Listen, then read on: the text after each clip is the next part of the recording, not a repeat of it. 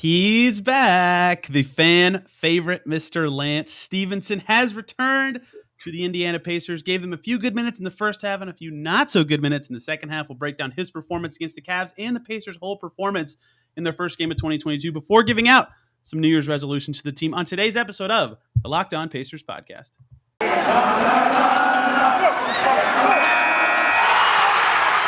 You are Locked On Pacers, your daily Indiana Pacers podcast, part of the Locked On Podcast Network, your team every day.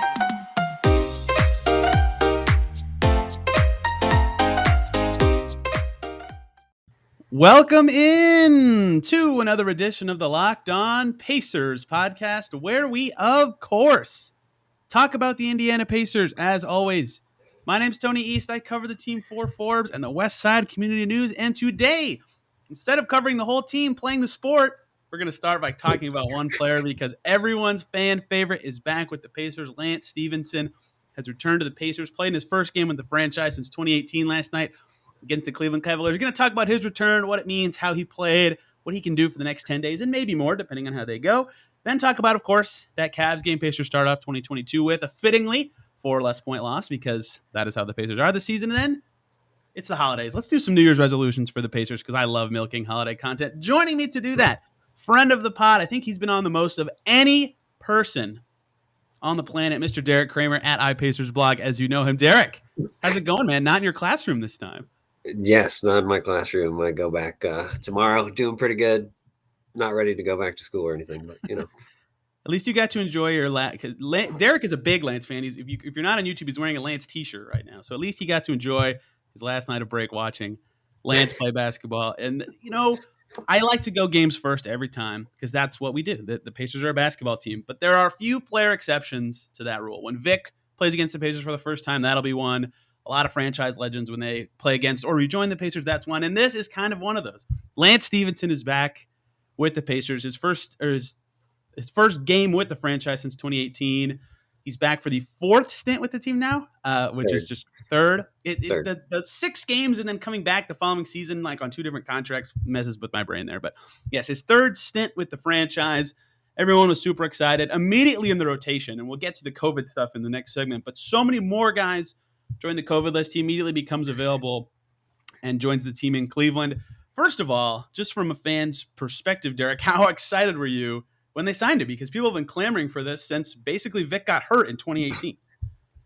Yeah, I mean, this season is just like the season from hell. So any chance of joy, and Lance brings that. Like for some people, he'll bring some joy. So just that alone, from the fans' perspective, I think everybody was just like, yeah, well, maybe we'll see something we actually will like. I definitely think a lot more people tuned in tonight than they typically do, and he certainly was a big factor there. And I think that Lance at home is a thing, like it is. Rode McDermott was a thing, Lance at home's a thing. They played in Cleveland tonight. They play against Brooklyn, a star-studded team at home later this week. That's when I think the real Lance effect will be on display. Like if he plays really well at home and the crowd's rocking, I think that the Pacers will have to think about what that means for their franchise because people know how I feel about Lance in his game, and we'll talk about how he played against the Cavs in a second. But there's a thing to this season when you're 14-23, none of your bench guards can create anything, to a guy that can create a shot a little bit and bring fans and excitement to your team in arena, something they do not have right now. They're 14-23. The fans are ready to change something. Like at least having a fan favorite there who does exciting things is a reigniter, right? And even I, as a person who is just purely like basketball numbers, which sometimes is boring for people, I can admit that's good for them this year, right? So I think it's a smart move. And I think against the Nets, they play the Knicks again on the road, and MSG is not his thing. But when they play the Nets at home, I think we'll see the true Lance experience back in action.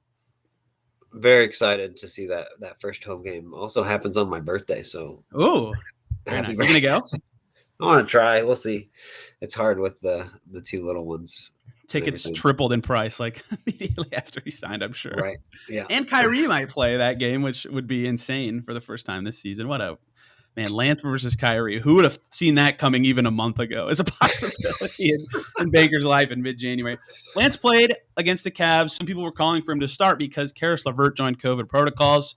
So the guard rotation is just a disaster. Kiefer Sykes, Dwayne Washington, Lance Stephenson, and Justin Anderson were the guys who played 1 and 2 all night. Like, most of those guys weren't even on the team earlier this season.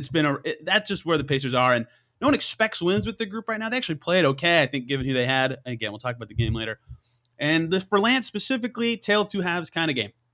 First half, all the stuff that makes Lance really effective was on display, right? Up in guys' faces on defense, hitting tough shots he created for himself. I don't think any of his 3 buckets were assisted, right? All of them off the dribble, right? That's what they need off the bench, especially with Lamb out in protocols. They need a guy who can create his own shot. McConnell's gone. Kiefer Sykes was starting. They had no one with the bench who could do that. He had 3 or 4 shots, only 1 errant pass, right? In general, a good first half for him. That can be his big problem. He was a +2 in the plus-minus department when he came out in the first half. And then in the second half, all the people who don't like watching Lance as much got all the reasons they don't like watching Lance as much. He had 2 more errant passes, missed all 3 of his shots, fouled Kevin Love twice, I think, in a 2-minute stretch, and Carlisle immediately pulled him, brought him back in for the fourth quarter, but Carlisle yanked him out because it was a terrible 2-minute stretch where they went from, I think, up 8 to down in that time. It was very strange, but it was fun to see him do the good stuff, and also not surprising, both because he just joined the team and because of his entire career backlog of performances, to see him have a game like this where it was great Lance in the first half, not so great Lance in the second half. It's funny, like the shots he took in the first half, like I didn't love them. But they went in. Like that, the first shot he hit, especially like the baseline 2 little push off to get some space and then like fading away. Like, it's not really a shot I want to see him take. And then like the other 2 that he hit, those are perfectly fine. I don't love mid-range shots, but he hit them. They were open. And like you said, they don't have anybody that can really create shots right now. Second half, you're right. It was like up, and then crashed right down. I think part of the problem is, like for Lance and anybody right now, is there's so many new guys getting together and they have no idea what to do on offense sometimes. So if Lance is running the point and they got 2 other guys on the court that also don't know any plays, like, there's not much that can run. So it just kind of felt like Lance just kind of dribbled out of like, what else? He's already prone to over dribbling. And then like, what else am I going to do? So he just like, there was 1 3, 2 of the threes. I thought like, yeah, you're open. You needed to take those. The third 3 that he missed was just like, the one that got him pulled. Dribbled for like 10 seconds and then took a 3 and it was way off. That was the only shot that I was like, ooh, but, his only miss in the first half was a buzzer beater he had to take, basically. Right? Like his first half was really good. And that's when like you feel like if he's at home, like that just magically goes in because he's in Indy. Because he's in Indy, yeah. He's the king of the no, yes kind of shots. We're like, it went in. Okay. That first one was, exactly my thought when that one went in. 3 assists, like that's what they need him to be because they have no bench playmakers right now. Sorry. Did I say bench playmakers? They have no playmakers at all right now. It's Ken Sabonis hit a cutter or handoff. If not, they're counting on jumpers. And again, we talk about the game. When I say their points in the paint number, it's like laughable compared to how this team normally plays because no one can drive to the basket right now except for Lance. So definitely a tale of 2 halves for him. Some really gross fouls. In the second half, but a great first half performance. And if he can extend that longer, that'd be great. And it's hard to be critical of guys, to his credit. And I'm going to say it's for everybody on the team. In these games, I can't really be critical of anybody because like you said, no one really knows the plays. They can't do much. They have to keep it simple. I asked every player we got for media after the game, like, how much different is this playing when you're integrating 4 guys who weren't really playing around the team even a week ago? I guess Dwayne was on the team, but he was in the G League showcase, and even into the 20s of December, right? So they're playing 4 guys, kind of heavy minutes, who weren't even on the team a week ago. Like, they've got to change their plays a little bit. Their rotation's completely different. They have no chemistry with these guys. Like, I can't be critical of basically anybody in these games. They're just playing like pick and roll, spread it out basketball the whole time. So, yeah, if you can do anything to help create an advantage for this team or play good defense, you're going to have value. And Lance did that even despite his poor second half. I thought he had a pretty good first performance, all things considered. Agree. I think the one thing I want to see in these next 9 days, if that's all it lasts, is just give me more Lance and Domas pick and rolls because they did have some chemistry that even before first go around for both of them. Are Sabonis and Turner the only 2 guys from his first stint still on the team, correct? Yeah, which is Crazy. Did he overlap with Goga for a year? I'm not actually sure about that. I don't know. I don't think so. No. I think that was off by 1 year. He's a 2019 guy, right? Yeah, Yeah. you're right. Yeah, they did not. So it's just the two bigs, which is fascinating. So yeah, you mentioned the 9 more days, and I think people will ask this, so I'll just bring it up here. He's on the team for 10 days. I think that's regardless of when everybody comes back anyway. Like it's just a 10-day deal. Boom. So they might have him even with the rest of their team. And that kind of will be telling at the end of this, because the important part of this is they can bring him back. It's legal. They just have to cut someone to do it. Well, guess what's in 10 days is the cut down deadline date for guaranteed contracts this season. So if you see someone, and by someone I mean one of Keelan Martin, Kiefer Sykes, or O'Shea Brissett get waived by the 7th, that's a sign that they might want a roster spot in general. Maybe Lance is a candidate for that. And it's not impossible that they just cut someone with guaranteed money later, but yeah, he could be brought back, but it would require them after this COVID stuff to actually cut a rostered player. They can re-hardship him, but that would, again, require that someone's in protocols. And given the way things are going, that's not out of the realm of possibility either. But it'll just depend on how things go. So it's impossible to say right now if they're even allowed to bring him back, but I think we'll have more details in about 5 days, given how they're thinking. And if Brogdon's not back or he's still unhealthy, like they have no point guards, it's going to be hard to cut Sykes. I have a whole podcast coming tomorrow about roster cuts, but he might be back in some capacity if he plays well. We don't even know how he's going to play. There's too many questions to know that right now. So if you're wondering, it is possible, but we can't even possibly start to know right now. I don't know if you are, Derek. I just wanted to explain it. Yes. Good job. Yeah. So we'll see. And also here, I have to give flowers to Justin Anderson because he was in the same press release as Lance. And I have to say he was signed to the team. He played well for the Madness this year, played a 10-day stint with the Cavs, ironically, before joining the Pacers, and played fine. He played 7 minutes, didn't look totally outclassed, played good defense, got 3 rebounds in 7 minutes. That's what they kind of need from these hardship guys. They have no one available to play right now. So you can play 8 minutes of good defense and get 3 rebounds. You're going to play every game. Carlisle's a fan of him back from the Dallas days.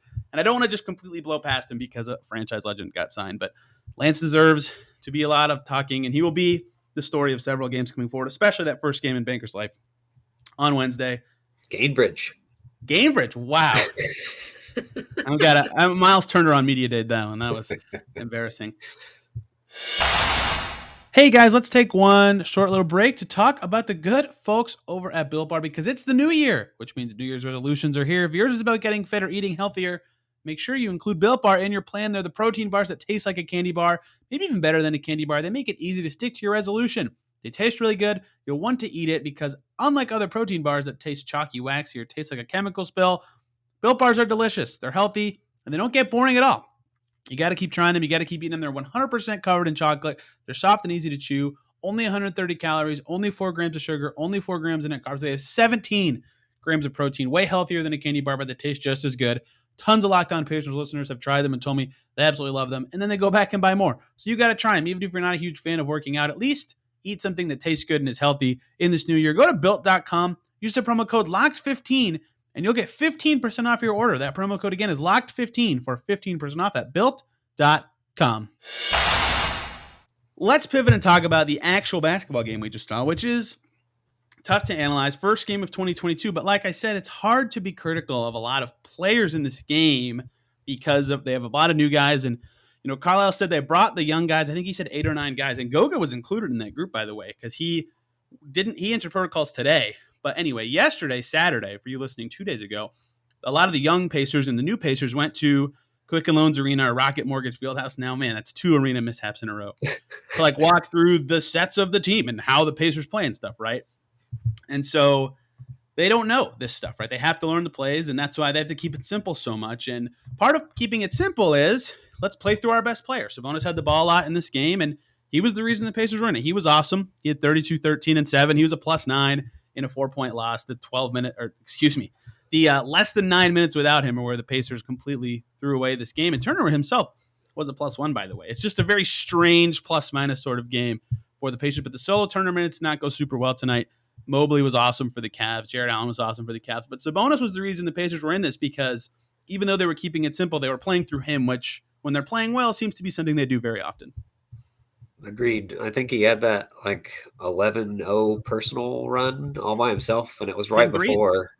Yeah, he had a couple threes and got fouled a couple times, I think, and then right after that, I think he came out, and then that's when the tidal wave just kind of came crashing in. I think I heard on the broadcast it was 30-10 after that. 15-0 in the last 3 minutes of the third quarter. That was the game. I mean, the Pacers, I would say, outplayed the Cavs the entire rest of the game besides that 15-0 run. And like that's the story of the Pacers for seasons and seasons now is they just have these terrible runs in one random portion of the game and then play well the rest of the game. But that one stretch is so bad.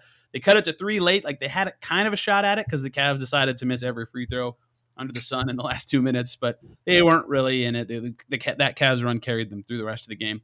Sabonis kept him in it though. He was really good, and that's kind of they had to play like that because of the simple way they were playing. Because we learned right before the game, LeVert went into protocols, Batadze went into protocols, and by the way, Goga going into protocols. Let's pretend Miles Turner was in foul trouble. Who the hell is the center? Who's coming in as the third center now? Terry Taylor? He's 6'5". Like they have no. Ironically, for everyone who's been screaming that the Pacers are too big for too long, they were a foul trouble away from playing a guard at center against the Cavs today. And TJ Warren into protocols. That doesn't really change anything. It does actually. That kind of helps them. It gives them a hardship player they can sign, assuming he'll be healthy. So we'll see where that shakes out. Lamb could come back. I think today is his 5th day. Listening for you, it's the 6th day. So he might be able, if he's asymptomatic, to return on Monday. I can't guess player symptoms. I don't know these timelines exactly, but given the newest rules of the NBA, I believe Monday is the earliest day he can return. But that changed the way they were able to play. They had to go through Sabonis, and they started Kiefer Sykes and Dwayne Washington in the backcourt. And Dwayne Washington, that dude loves to shoot.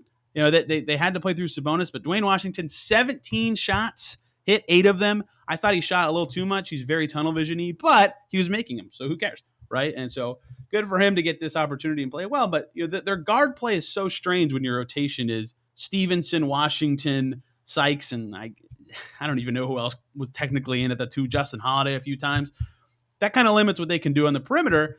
And I've been talking for too long. I'm sorry, but they finished with 26 points in the paint. That's very un-Pacers-like and kind of tells the story of who they had available and what kind of struggles they had. Yeah, I think the Cavs had like 58 or something. Like it was exactly a huge thing. Like it was such a weird game because like the Pacers stayed in it with hitting threes, which they haven't done all year, and the Cavs couldn't hit a 3 at all. It was just like one team was scoring all in the paint, and one team was just kind of trying to keep up with threes. The center thing, Brissett would be the guy, right? Well, I guess it might have been Taylor, but Brissett did it last year in that one game against the Thunder. Yeah, right? Him and Jakar Sampson. Yeah. Yeah. So yeah, either him or Taylor. That's the emergency center again, I guess. I don't even remember what else you hit on. Well, there's not a lot to hit on. I mean, with the way this game is, because like what the takeaways you can have kind of don't matter. Like half the guys playing aren't going to be on the team in 10 days, and they're changing their style based on those guys because they have to. But in 10 days, they'll have to change it back to what they had. So they have their front court. Amazingly, I messaged Derek this before the game. Not even COVID can break up Sabonis, apparently. They have the front court advantages, but they don't have anyone else. Their entire bench, basically, besides O'Shea, is new guys. Craig didn't do anything for them in this game. So they didn't have a lot of answers. Like it's actually impressive they were able to stay in it for so long thanks to jump shooting, and they hit a bunch of those threes. And Dwayne was hitting the threes. Kiefer Sykes hit 2 threes. Sabonis hit 3 threes. Justin Holiday, like you tweeted a couple weeks ago, is on the positive end of his streaky run right now, and they haven't taken advantage with any wins. He hit 6 threes on his own. That's a big reason they stayed in this game as well. But it's jarring to see them play with these sort of lineups and just not be able to get into the paint at all. Like that's something Rick Carlisle loves is these paint touches. Nate Bjorkgren loved them too, but Carlisle's offense is not quite as random. I don't know what the perfect word to describe the difference is, but they can't get anyone really in there. They're counting on Sabonis to do a lot of it. Like Dwayne Washington's been very impressive in his 2 starts, I think. He's really quick with the ball, and he can kind of get into the paint, but he's always shooting. And Kiefer can sometimes get in the paint, but he's too short to have a huge advantage creating there. So they just don't have the roster right now to make their usual play style an advantage, and I think that was really on display in this game. And when you're down your usual play style and a bunch of players, you got to take advantage of your possessions, and then instead they lost the offensive rebound battle, had more turnovers than the Cavs. I mean, I can't kill them for losing a game with the roster that they had. It's just that there were a lot of other tangible things I feel like they could have done that were kind of low-hanging fruit to win. So it's a weird game. One they feel like they could have won. They lose by 4 again. They're now 1-11 in games decided by 4 or less, which is just gross. So it was both a very Pacers game and very not a Pacers game at the same time. Yeah, the 1-11, it's crazy. Like some of these games you would think are going to go their way. It's so crazy. Washington, I think like he might be the one takeaway where maybe he can work his way somehow into being a rotation guy, just because he feels like a guy like he can take shots with a defender pretty close onto him, and Yeah. they don't have much of that. Like even Brogdon, like he needs space to get his shots off. I've been also impressed with him these last couple games. He didn't hit much that first one, but yeah, definitely tunnel visiony. The guy kind of reminds me of, we're talking about former Pacers legends. He's a bit of CJ Miles maybe in him, and the fact that like he can kind of get hot quick and light up some points quickly. He's not a guy that's going to like set anybody else up, but if you give him the ball with an opening, he's going to take a shot. Just that reminds me of him. I've enjoyed him these last couple games. Sykes, the first two games, like I don't know, I was like, I don't know if he's an NBA player. Like it was cool that he got there. Like that was great for him. Cool story. Like guy that gets there when he's almost 28 years old, to get his first opportunity. Today, like the first half, he was kind of like Lance. Like the first half, like he felt like he's feeling comfortable. He's starting to figure it out. And then, like you talked about, Carlisle pulled Lance out in the third quarter, and Sykes came in, and he was just as bad. He had so many, like he was a big part of Kevin Love.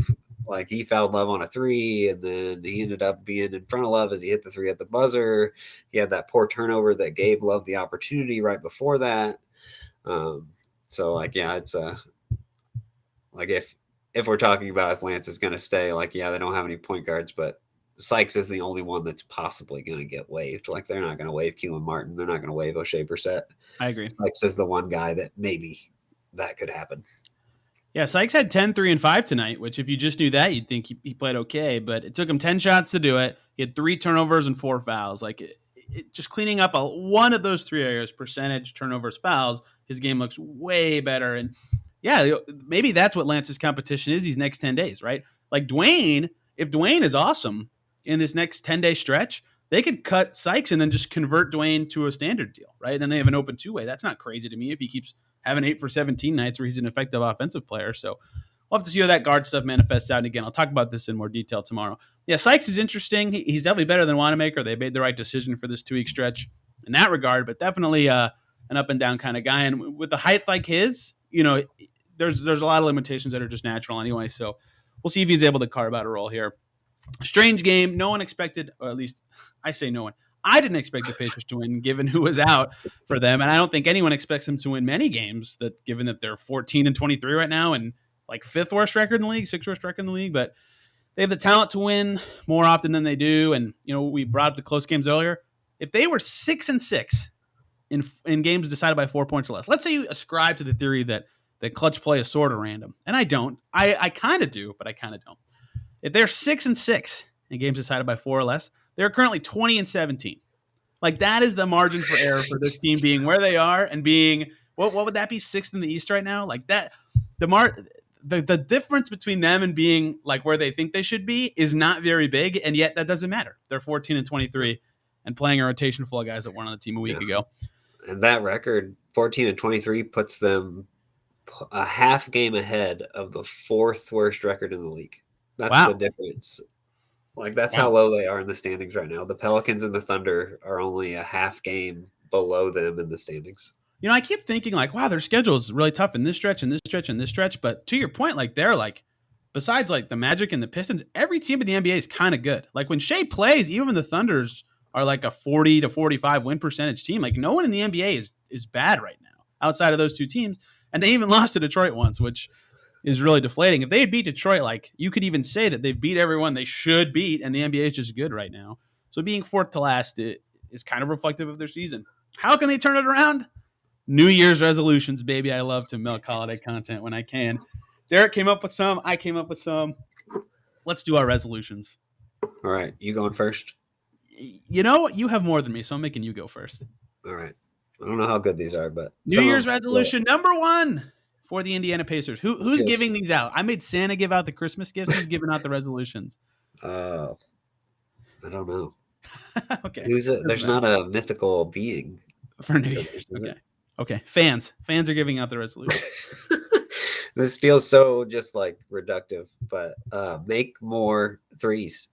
Oh, yes. That is reductive, but that is a good one. They're 28th in the league in 3-point percentage. Obviously, there's a lot that goes into that. They don't have anybody that can create open looks for people, which would help. But I like that feels like the biggest issue. They just can't make shots, which is pretty important in basketball. Making shots is good. I love a good reductive start, and it's funny because like I view Brogdon as a good-ish shooter and Miles is a good shooter for his position and LeVert's been a better shooter in the past and Duarte's a kind of good shooter and Holiday's a good shooter in theory, but without the creator to make their shots easy or without a system that gets them in open looks, like just hasn't mattered. And they end up and Carlisle trusts anyone to shoot, which I kind of like in principle, and that works if you have the roster for it, but they don't, right? I've talked about this a lot on the show. Like they have a lot of possessions that are 15 seconds of work for a TJ McConnell or Torrey Craig or Sabonis 3. And like it's open, which is cool, but it's open for a reason. And that's not necessarily a shot you want. So maybe getting a shooter or just better shooting in general would be huge for them. And Holiday turning a corner, like if it's only been 2 games, but if this stretch can be sustained even for 2 weeks, would be huge for the team and maybe his trade value if he becomes a vet that's available. So yeah, they need shooting pretty bad. Yeah. It's just, I don't know, like especially when you got guys like Holiday that you usually count on, like they've had him for a couple of years. It's been 38-40%. He's probably raised that percentage in these last 2 games, but I know he's been below that and lower. Like I think he's below 40, or he was on his overall field goal percentage. It's been a struggle for everybody to hit shots. I said before free agency that McConnell was more important for them to bring back, but McDermott was better. And I got a lot of flack for that. And I would like people to rethink their thoughts about that, given how this team is shooting from 3 right now. They miss Doug McDermott a lot. They miss that guy who's a knockdown shooter 100%. I agree. I was fine. I was on that other side. I was fine with him being the one that was gone. And at the price, it's kind of okay. As like they didn't need to spend $13 million on a bench wing, but now they really need shooting, and maybe that's something they prioritize on the trade market. I only leaked you one of my resolutions, so I'll just do that one first. And we've complained about this to each other via DMs many times. The Pacers' New Year's resolution: get better at post-entry passes. How is this such a hard thing for an NBA team? I'll never know. Darren Collison used to be great at it. No, he's not. Are you kidding me? Every time there was a switch, Darren Collison was the king of the pick and pop pass, but never threw it in a post a single time. I'm glad you understood the sarcasm there. Yeah, they haven't had. I mean, maybe this is not sarcasm. I think their best post-entry passer the last couple of years has been Miles Turner. Like no one on this team can just throw it in the post when Sabonis has a mismatch. It always takes them a second. They have to reset it on the wing, and then the other team knows it's coming because you just reset on the wing. Like it's crazy how bad guys are at it. Lance is pretty good at it. That could be a skill that makes him stand out a little bit, is that he is capable of throwing an accurate pass into the post.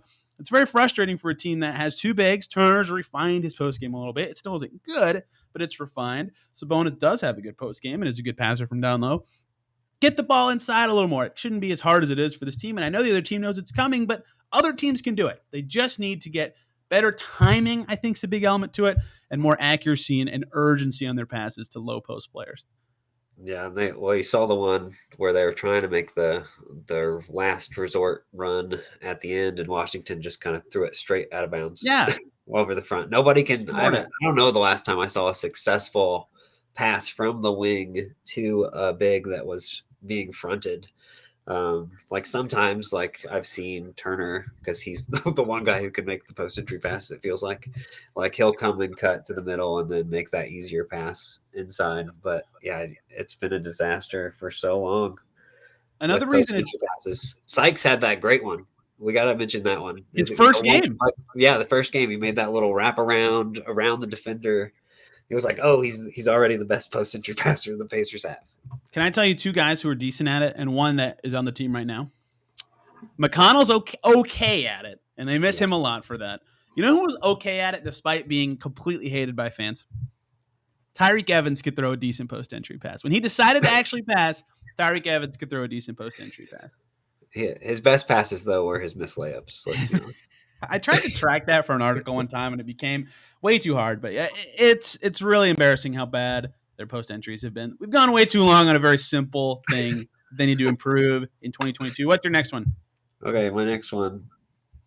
All right, I'm gonna. This one feels reductive too, but just Do it. another issue. We didn't touch it on today's game, but like they foul, so it feels like they foul all the time. Oh, Like so much. defend without fouling. I think they had 24 fouls today. The Cavs had like 10. But I'll just skip right over that one, and we'll move to a more. Yeah, the Cavs in a 4-point win shoot 28 free throws. Pacers shoot 14. +9 from the free throw line seems important in a close game, and that's not nothing. I get that it's reductive because fouls equals bad, but I mean they're worse at fouling than most teams in the league. They're 23rd in the league in fouls per game. Fouls are bad. That's pretty simple. I'll go an individual one. For Miles, worry less about getting the block and more about forcing a miss. I like that. I think he's getting a little too block happy. Jumpy. Usually it works. Yeah, jumpy is for sure. I want to see him, like, if he could master the Roy Hibbert verticality, like, and do that when somebody's coming at him, at least sometime. I think he actually did it today. Like, he went up with two hands and ended up getting a block anyway. But his shots, defending shots within 6 feet, he's at 53.8%, which is still really, really good. It's 14th in the league. But last year he was at 50.5%. So about 3% difference. He was second in the league, and he was also defending a lot more shots per game, which part of that was just Bjorkman was like, everybody force everybody right to Miles, and he's our only defense. That's it. But then the problem was they did that even when he wasn't in the game. But 9.1, he had defended 9.1 attempts per game last year compared to only 6.7 per game at the rim this year. I thought, like, especially like the previous game, he got into foul trouble because it was just always he was going straight for the block and then ended up getting the fouls. I think, like, if he just mastered that Roy thing and at least used it occasionally, because teams are starting to, I feel like more they're baiting him into going for those blocks more. Yes. Especially recently. And I think I think early in the year, he did a better job of kind of picking his spots of when to go for the block, when he was able to get it, and when he should just kind of box out his guy and try to get the rebound. But lately, it's just felt like he's going for everything, whether he can get it or not. And it hasn't really worked out lately. This might be a totally made up thing, and I don't have a date that this started to happen, but at some point in mid-November, I noticed that teams, it felt like, especially in pick and rolls, when two guys are coming at Miles, the guy shooting would just sky his layup, right? Like, maybe he makes it, but then it gets over Turner, and then all of a sudden the other guy, the roll man or the guy who passed, has an uncontested rebound to get it because Miles jumped in the air. You can't box anyone out, right? And it felt like teams were getting a lot of easy second chance points from that, and that's a problem he had a couple years ago as well. So, like, lowering the number of shots he's contesting may not necessarily be bad because those are shots at the rim, but the percentage is higher for a reason. It feels like teams have figured out, and I agree with you that he's way more jumpy this year, that they can kind of create an advantage in those ways, and they have funneled guys away from him a little more. But yes, he definitely needs to be less jumpy. And the other solution is, of course, could someone on the perimeter please keep someone in front of them so he doesn't have to do it like 70 times a game. But that problem has never gone away for this team in years and years and years. It's why they continue to give up insanely high 3-point percentages, and we can go on forever about that. And that has to do with Turner as well. Like, it's so good. He's so good at defending the rim that the kickouts happen more often. So I agree with that 100%. I'll do my player one since you did a player one. Mine's for Chris Duarte. What do you think it is? Oh, I don't know. It's one word. Early on in the year, I would have said. Just one word. Chris Duarte. Early on in the year, I would have said do less. But I think that's it. Okay. Well, Chris Duarte, just relax. You know, like that. I don't even mean that as a criticism necessarily. You know, his fearlessness is part of what makes him so good. His pull-up shooting is awesome. He's a good shot creator for himself already. The most promising player on the team. A lot of positives about Chris Duarte. There's just sometimes I just think the aggression and the fearlessness is a negative for him and the team when he wants so bad to just shove it in someone's face or hit the shot. And like, he's got the Oladipo syndrome. LeVert's got it a little bit too, where there are times he catches the ball and I'm in section 107, 660 to, that's not even close to right, like 200 feet from the guy. And I'm like, okay, he's shooting. Like, he just caught it and he's shooting. And I know it. The way he sizes up his guy, the way he starts his dribble, whatever, I know he's shooting. And if I know it, the guy who has the scouting report on him, who's watched a bunch of clips of him over the last 3 days, definitely knows it, right?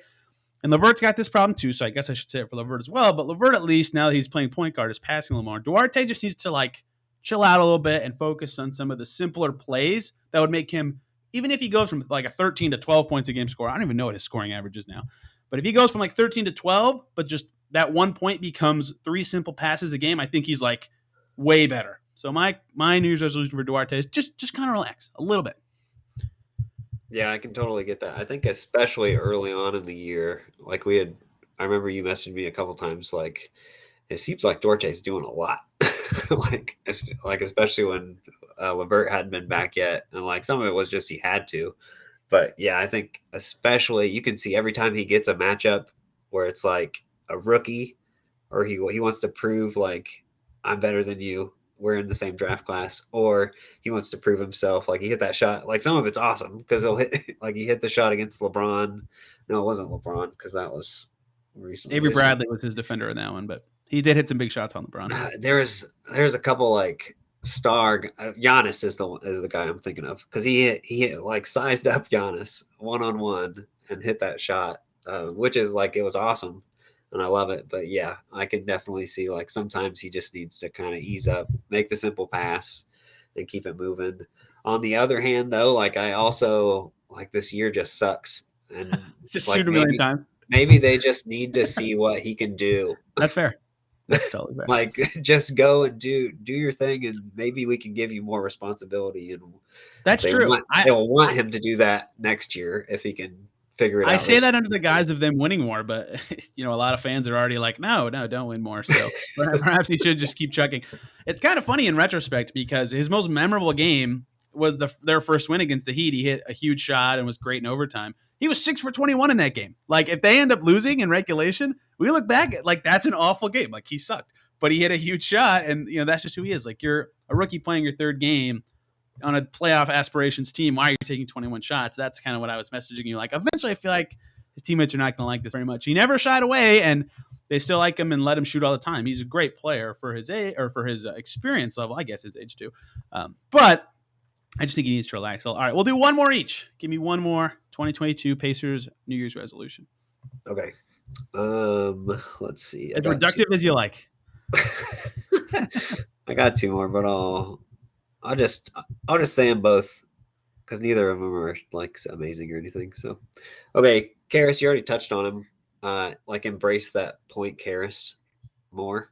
Yes. Like I think that the team, they don't have a shot if he's not passing the ball. I agree. Which like, and he looks better when he's moving it more. And even lately, like he still gets the like tunnel visioniness where he's another guy you can tell. You mentioned the Oladipo syndrome, like he's going to shoot the ball here. Like that's what this possession is going to end unless he's like doubled, and then he's still going to look for a way, and then he's going to like just squirt it out when the guy receiving it is now out of rhythm. And he's not wanting to shoot the ball anymore because he's not in rhythm like he would have been if he got the ball 3 seconds ago. So that's one with Karras. With Domas, which is funny because he went 3 of 4 from 3 today, but live in the paint, like just live in there. Which part of that is get him the ball in the paint. We talked about the post entry passes. And with Miles too, like the duck ins that like the little when they pin their defenders like right under the rim, then nobody can make that pass. Yeah, another one of those post entries. Like they don't even attempt that one. Like that happens like 5 times. I don't know if we've seen that all season. Like once they maybe pass that like once out of like 5 tries from the bigs doing it. So we haven't talked about. That just made me think of like Mobley and Allen. Very, very fun to watch tonight. Those 2 bigs work together.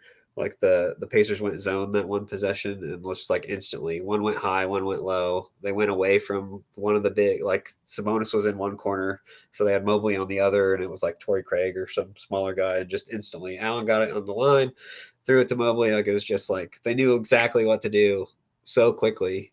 It was fun to see those 2 bigs play together. The Cavs somehow play with 2 bigs all the time and still play 5 out the whole game. And it works really well for them. They've got it down. Jared Allen is a masterful screen and roll player. Yeah, I agree with both of those. LeVert, I asked him this at practice in like November. I was like, your assists are like half as much as last year. What, where do you feel like your passing is kind of tailed off? And to his credit, he's right about this. Like some of it's role. He played a lot last year without Brogdon and a bunch of other guys. So I get that. But also he was just looking to pass less. And he has embraced the point role because he had to recently. And he looks way better. Way, way, way, way better. And with Sabonis, I understand every fan and every person within the organization being like, yo, if you could shoot threes, you'd be like a top 25 player in the NBA, but you can't. Okay. He just can't. Like maybe next year, come back and try again, but he just can't, right? He's a 30% shooter. That's just who he is from deep. You can take 1 or 2 a game if you're at that level, but he takes more than that almost every game. And it's a 98, 3 or 4. Great. That's awesome. More often than that, that does not happen. Get him the ball in his advantage spots more often. That's how I agree with both of those. I have a last one. We kind of mentioned it with Turner a little earlier.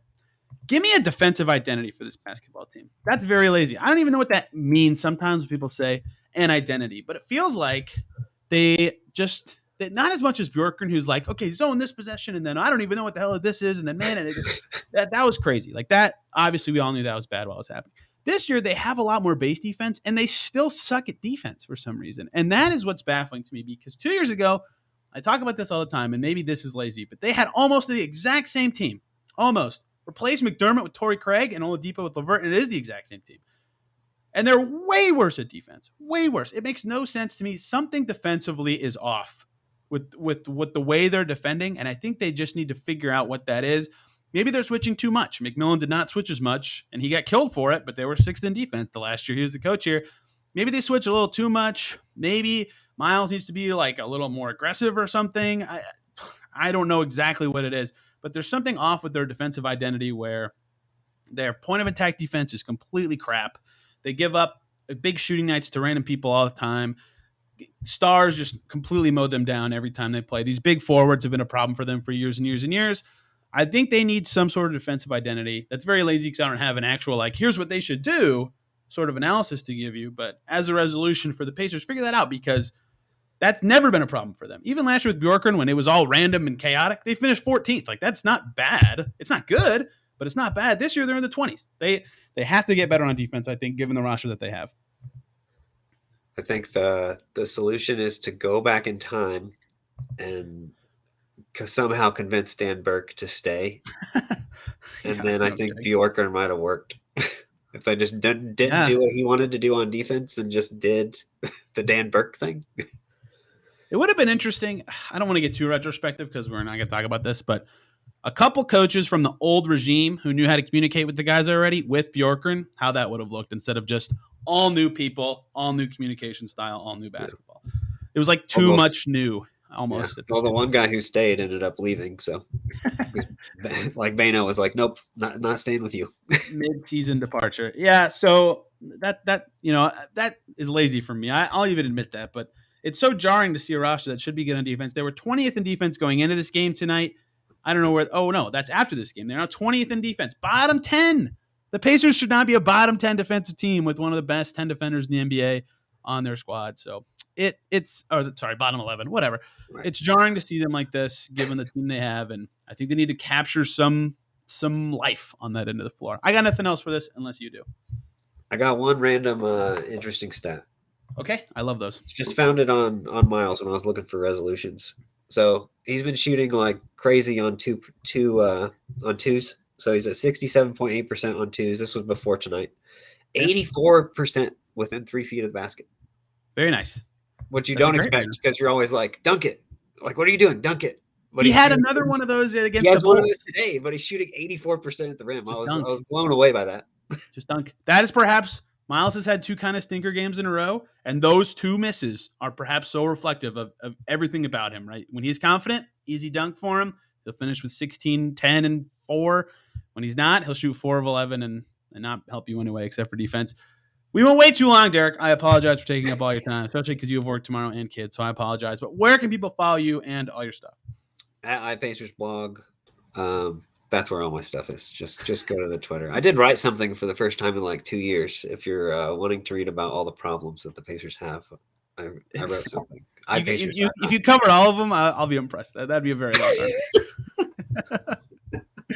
time. You know me. I'm Tony East at T East NBA. This show is at Locked On Pacers. Tomorrow, we're talking cut down deadline because it is sneakily in 7 days. Pacers have to make decisions on a lot of guys, and these 10-day guys coming in only complicates that, so you'll want to listen to all that. Thank you guys so much for listening. Hope you had a great New Year's, and we will see you tomorrow.